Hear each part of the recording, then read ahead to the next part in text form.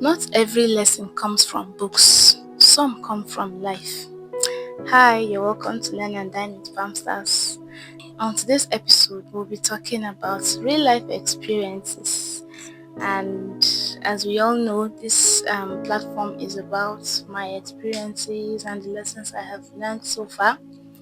Some of these experiences are funny, some are quite challenging, some are sweet, some are traumatic.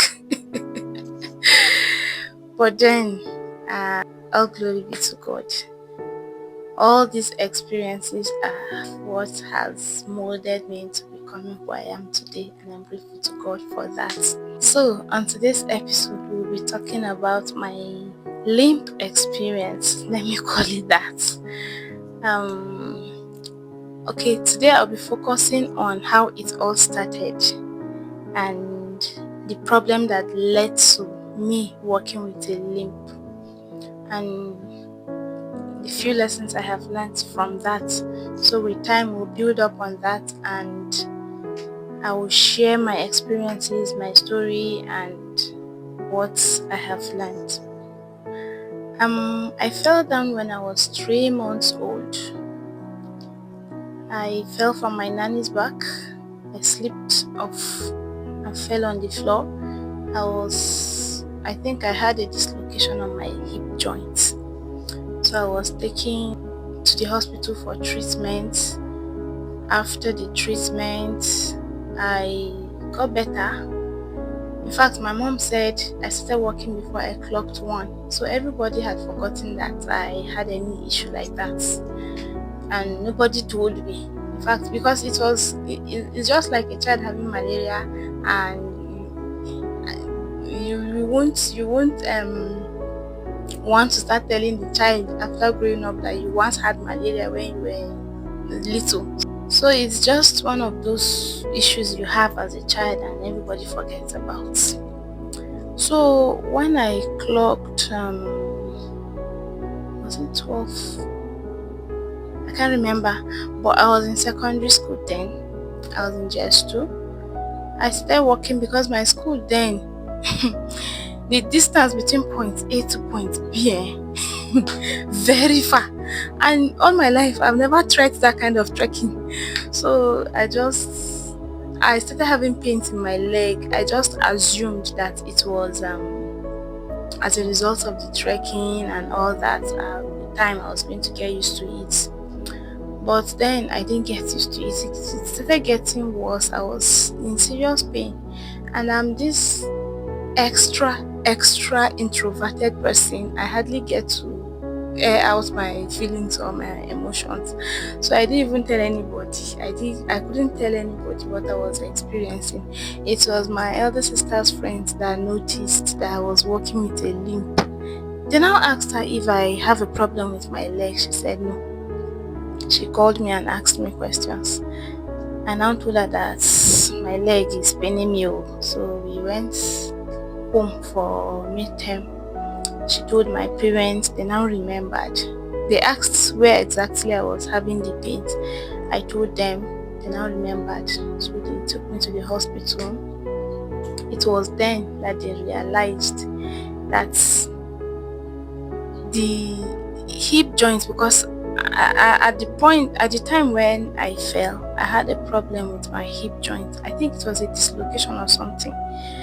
But then they didn't know that the thing did not really align very well. So with time, as I was growing up, the head of the femur was not at the point that it was supposed to be. So it was just laying side by side with the cap. I don't know if you understand. And then it kept chopping off.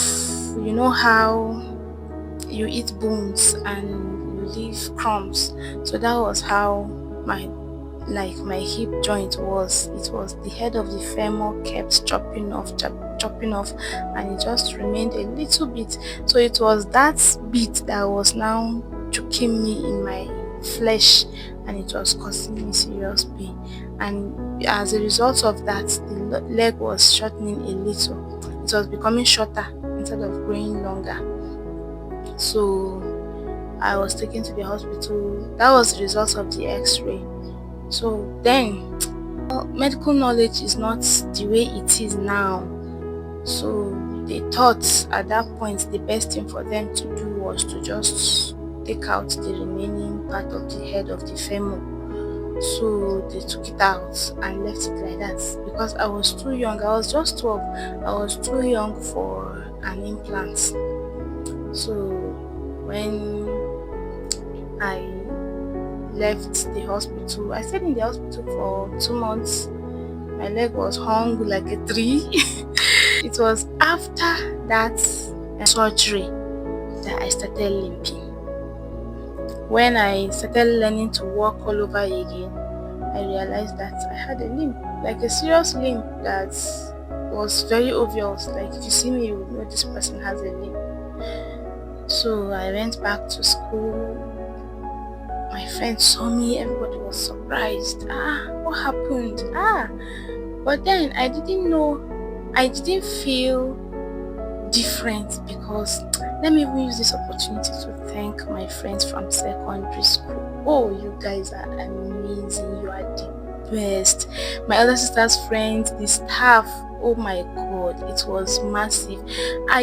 I never ever thought it was a disability I was working with because of the love everybody showered on me. Everybody just treated me as if I was a queen. Seriously, I won't lie.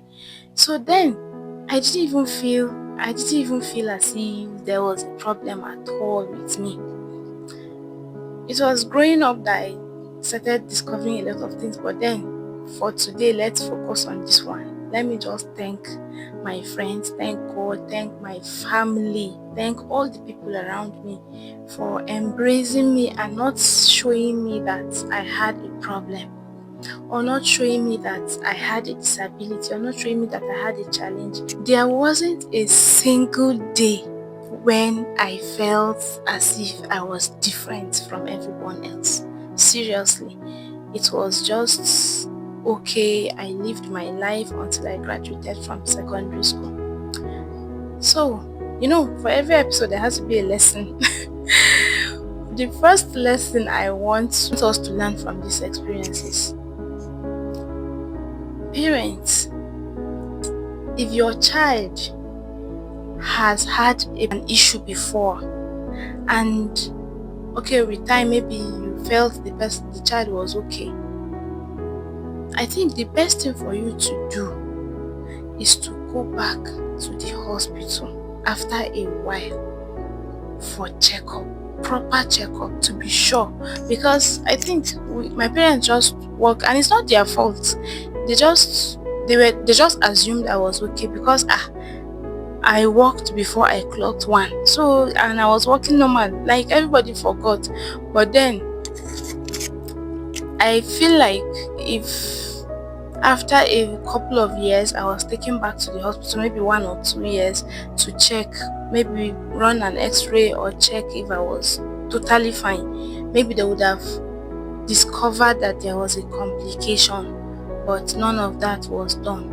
And I think that is a lesson for every parent to learn. Or everybody, if you have a problem, like if you are sick today, you can go back to the hospital tomorrow. You feel you're okay, just go and check. Please, just go and check. And then secondly, if you have people around you who maybe have been living a normal life and then life happened and they had to develop a certain, will I call it disability or something, please just show them love. Don't make them feel different. Don't make them feel as if they are something is wrong with them. Don't make them always remember that there's something wrong, because all the people around me did not make me feel as if there was something wrong somewhere. I always forget, aside from the crutches I used to use then, I always forget that I even walk with a limp. So please, let's love, like genuinely, let's show love to people genuinely without making them feel different, please. So I hope my story has encouraged you today. Thank you for joining us in this episode. I'm looking forward to other episodes because subsequent episodes are going to be very, very, very interesting. For now, I would say keep becoming who God is shaping you into. Thank you for joining in today's episode. See you next time. Bye.